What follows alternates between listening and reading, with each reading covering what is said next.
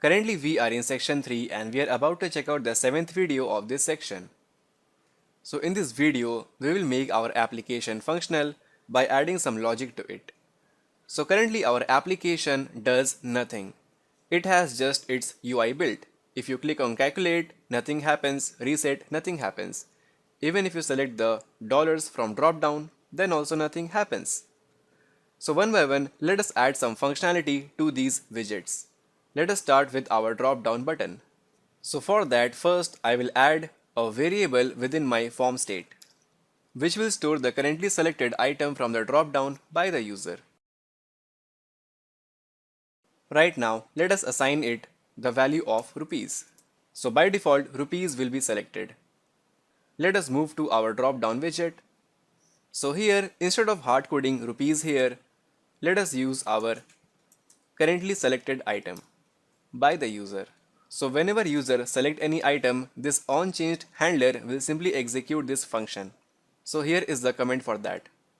So we have to write code here so as to perform some changes. Let us call a function and let us pass new value selected. Now it is the same parameter which we are receiving it here. So as the name suggests, this will be the value of the item which is selected by the user. So down below here, let us create this function. Call the setState function and then assign the value to the current item selected equal to the new item selected by the user. Perfect. Now all of this code we already saw in the previous video when we discussed about the drop down menu item. And these code as well we already saw in the previous video in this section itself. So nothing new till now. Run the application. From the drop down, if you select dollars, then it will display dollars here. Working perfectly fine. Now what about these text field? Suppose if I enter here something and want to extract the value out of this text field. So what is a standard protocol in case of Flutter? How to extract this value out of this text field? So to do that, in Flutter, we have a special notifier known as text controller.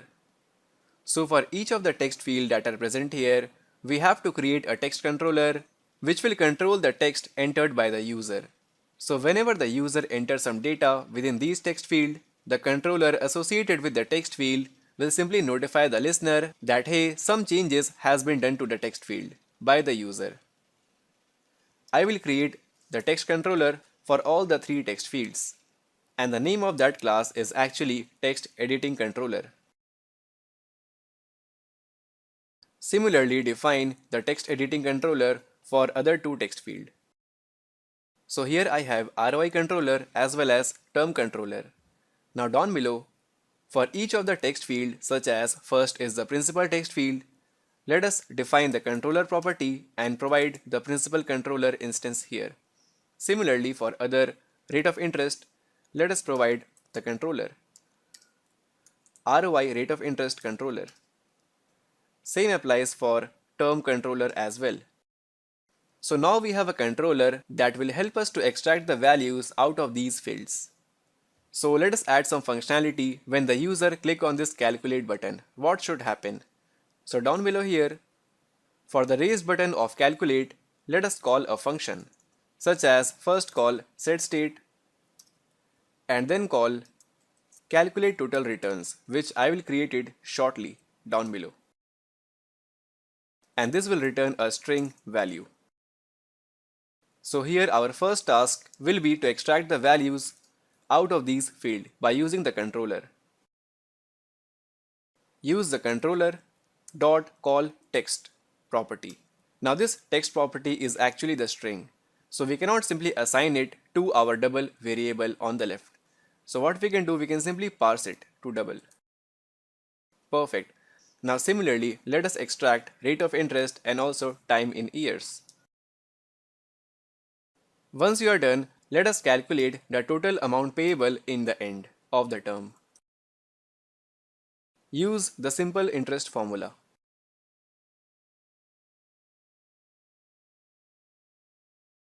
And then return a result that will display a message to the user. Return this string. Perfect. Launch the application. Let us enter some data to these fields. Click on calculate. Now here nothing happens because we have to set the result to our text. So for that, let us write some code. So on the top, let us create a string variable which will be currently blank, and then assign it. In our raised button, use that variable. Perfect. Now use this variable to display the result in our text, which is present down below here. So instead of using to do text, let us use display result. You can use this dot display result. Perfect. Run the application.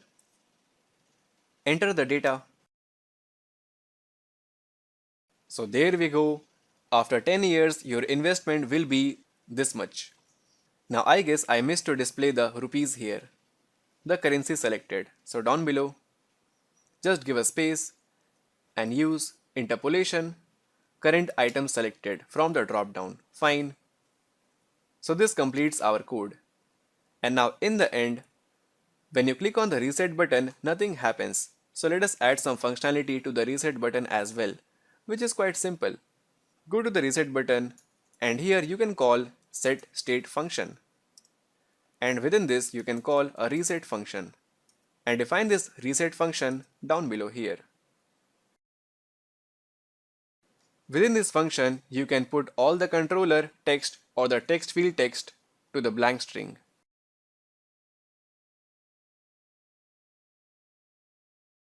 Also the display result text to blank string, and even you can set the default drop down item to, let's call it currencies, of the index of 0, like this.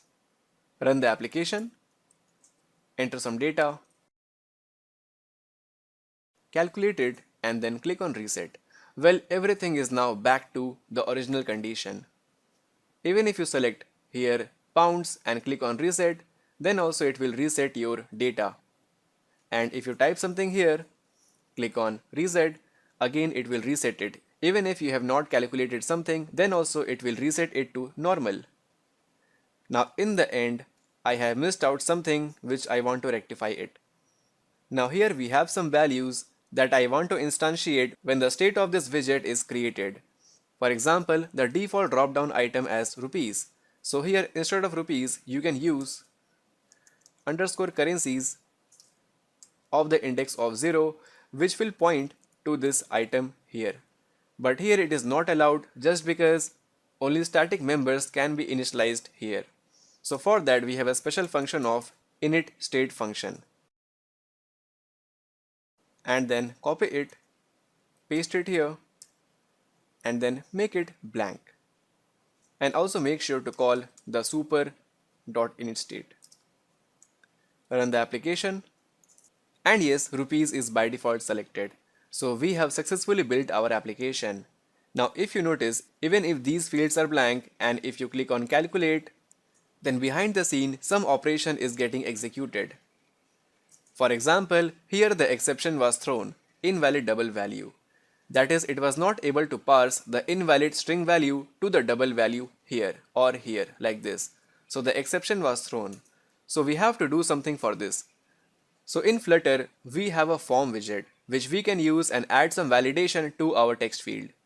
So that if the user has entered something wrong value here, or if it is blank and he tried to calculate the simple interest, then it should show some validation error.